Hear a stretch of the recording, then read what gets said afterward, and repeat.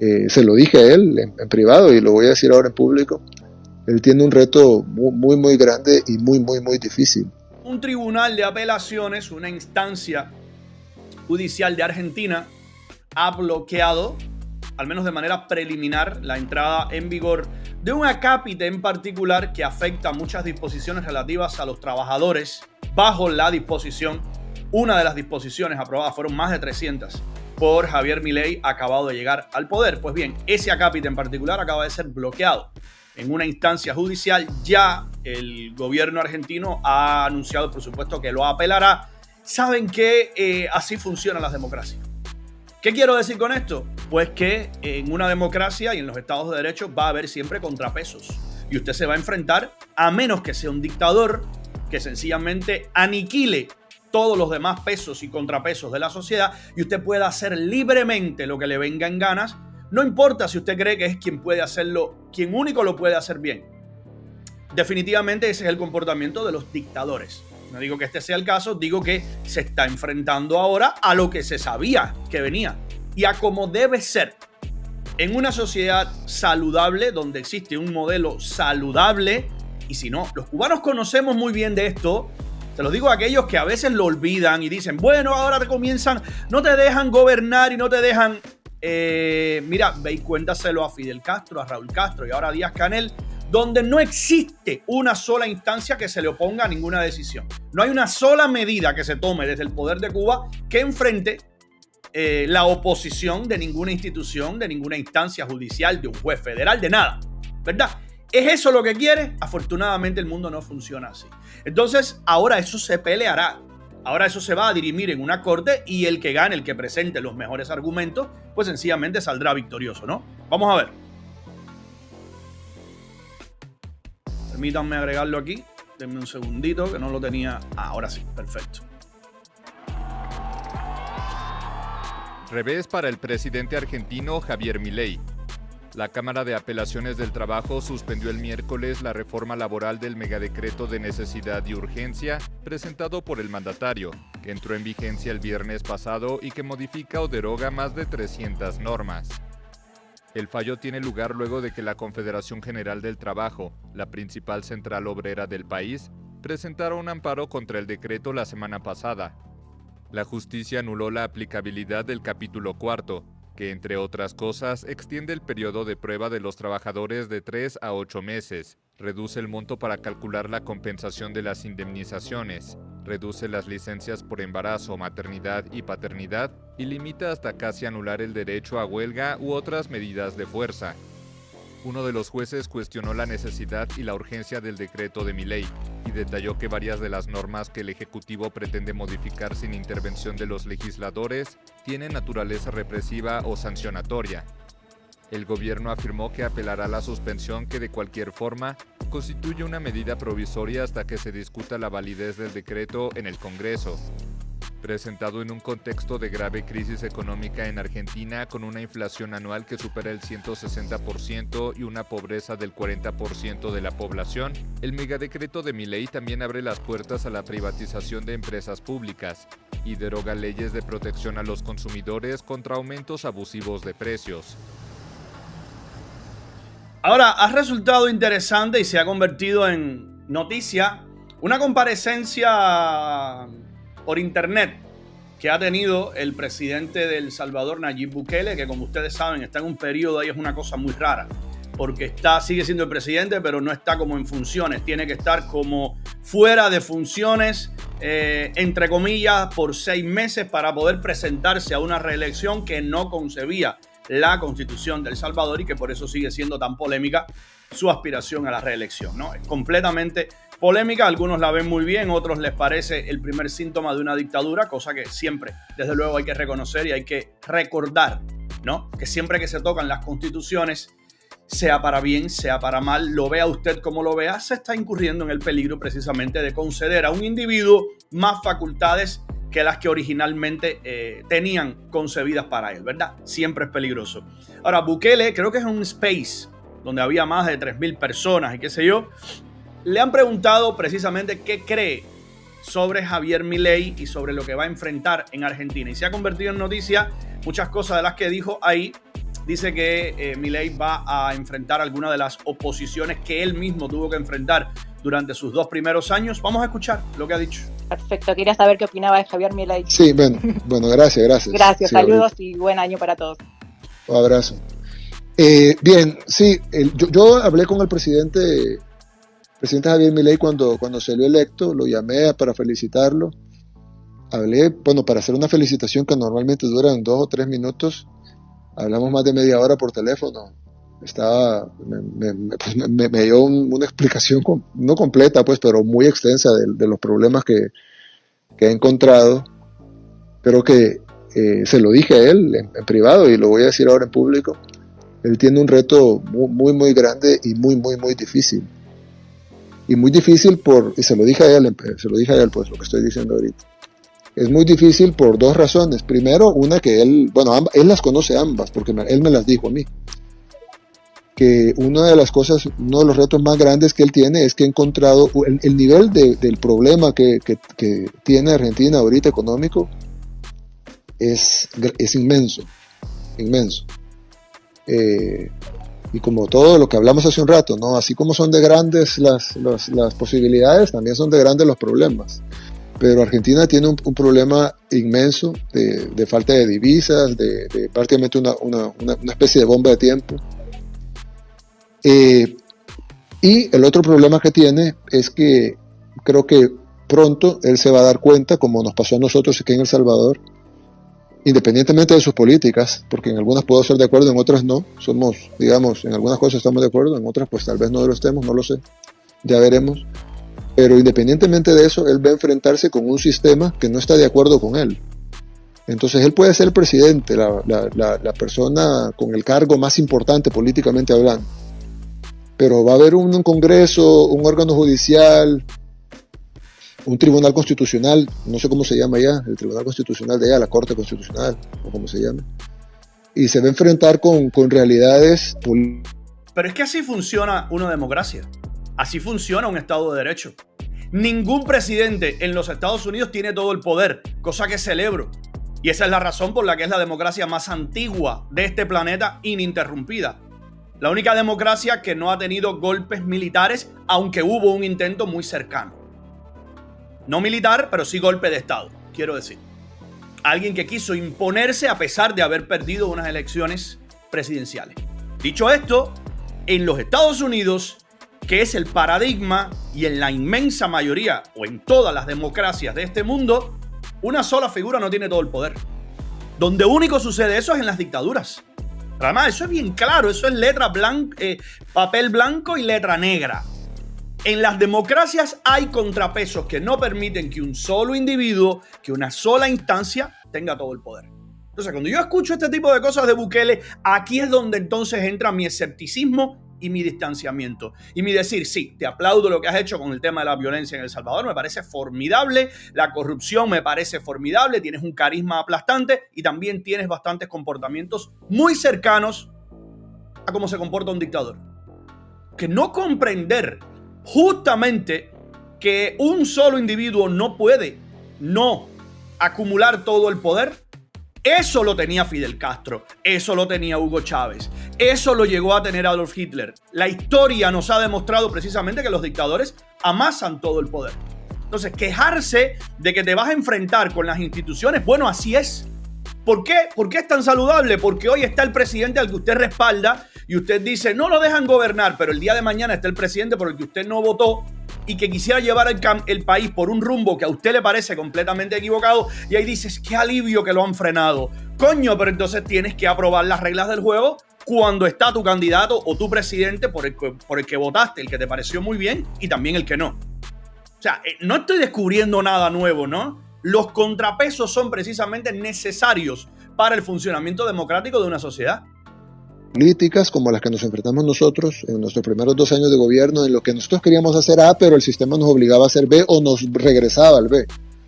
Y entonces es difícil tratar de darle soluciones a un país que tiene tantos problemas cuando ni siquiera se pueden aplicar las políticas que tenemos pensadas. Yo se lo dije a él, que le deseaba suerte, le deseaba lo mejor y que esperaba que pudiera sobreponer esos obstáculos, tanto el obstáculo de la realidad como el obstáculo del sistema. que va a tratar de bloquearlo. No va a ser fácil, pero ojalá por el bien de todos los argentinos, más que por el de él, porque pues obviamente él es un político, ¿no? Es un político nuevo, outsider, pero es un político.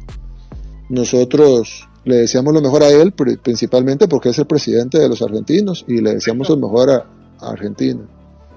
Así que creo que es en el interés de todos los latinoamericanos que a Javier Milei le vaya bien y que a Argentina le vaya bien. Pero él se va a enfrentar con esas dos cosas.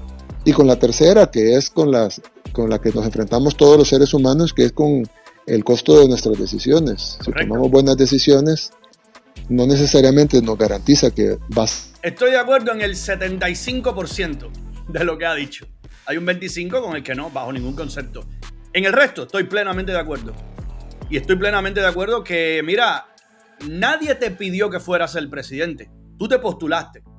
Tú les dijiste a los argentinos, al igual que él le ha dicho a los salvadoreños, yo creo ser la persona indicada para sacar el país adelante. De momento, él ha demostrado que ha sido capaz de darle la vuelta, darle un giro drástico a la sociedad salvadoreña, y eso se le reconoce, al menos yo lo reconozco todos los días. No soy el que se concentra ni en la luz ni en las manchas. No, me concentro en ambas cosas, sobre todo porque la luz puede ser eventualmente mancha y viceversa, en este tipo de casos, ¿verdad? Pero usted le dijo a la sociedad, usted le dijo al país, soy yo la persona, bueno, te voy a dar la posibilidad, ahora demuéstralo. Así funciona.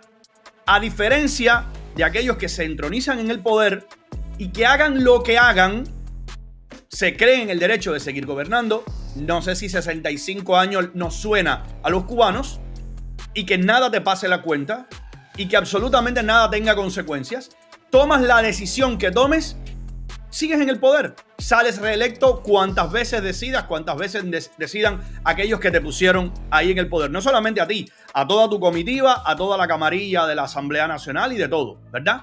En un sistema democrático, en un Estado de Derecho, tus decisiones van a tener consecuencias y el votante va a decidir en un próximo periodo si quiere concederte otra oportunidad o si perdiste su confianza. Salir bien las cosas por los obstáculos que acabo de mencionar, pero luego si tomamos malas decisiones, pues peor. Entonces él tiene esos dos obstáculos que no dependen de él. Uno es la realidad con la que se encontró y la otra es el sistema que lo va a bloquear y que no va a dejar que él impulse los cambios que quiere impulsar.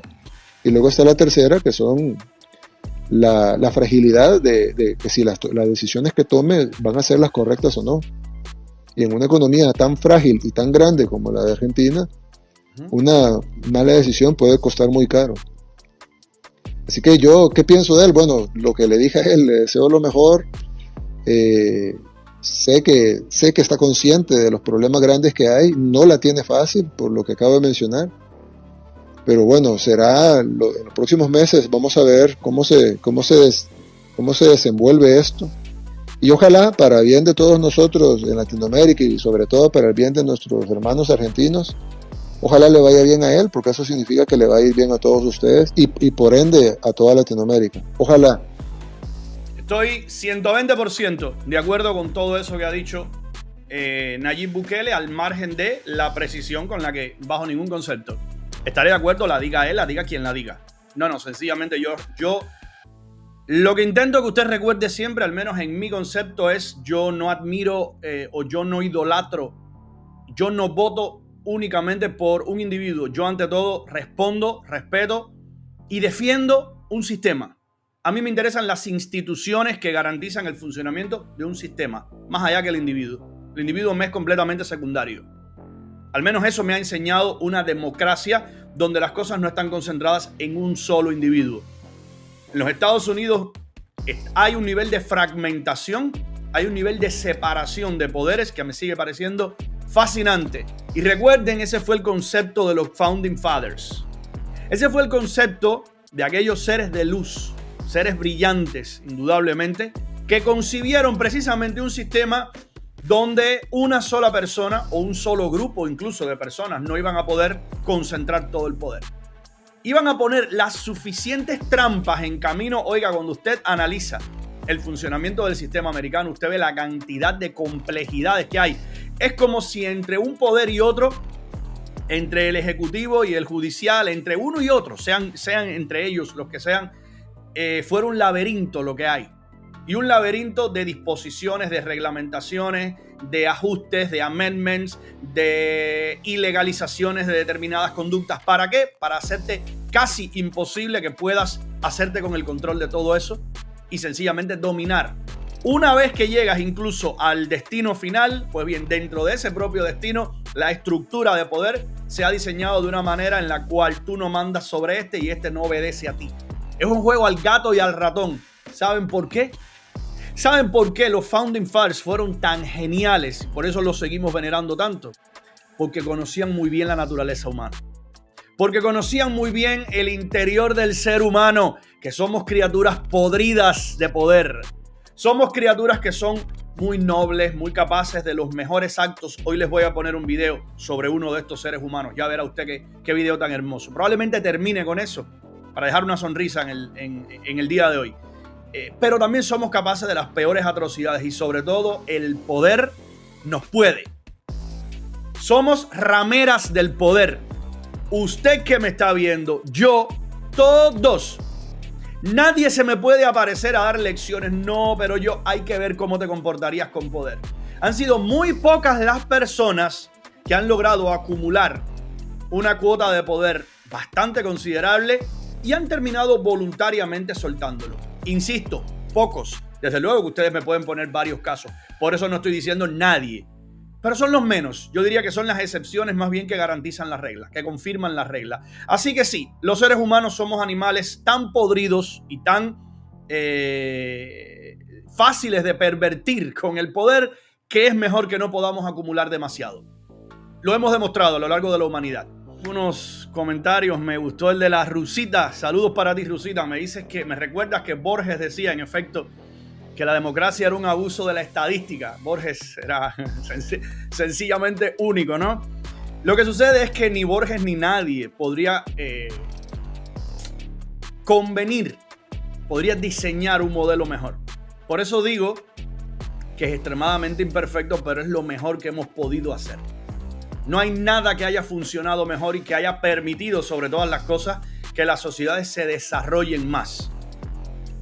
Inevitablemente en el futuro vamos a comparar si el funcionamiento imperial, por ejemplo, imperios que también se vinieron abajo, no olvidar Roma, muchos otros que podíamos poner como ejemplo, pues sencillamente tenían un funcionamiento que para nada estaba diseñado sobre los cimientos democráticos que entendemos hoy, aunque desde luego griegos y romanos fueron los primeros en impulsar varios conceptos que hemos incorporado en nuestras democracias, el imperio de la ley, el funcionamiento, el senado, todo eso viene de esas generaciones que nos precedieron, ¿no? Pero no hemos podido crear nada superior sobre todo que permita que el ser humano tenga cierto número de derechos asegurados, que sea capaz de desarrollar sus individualidades y al mismo tiempo prosperar en la medida en que el sistema y el Estado y sus instituciones respetan a ese individuo.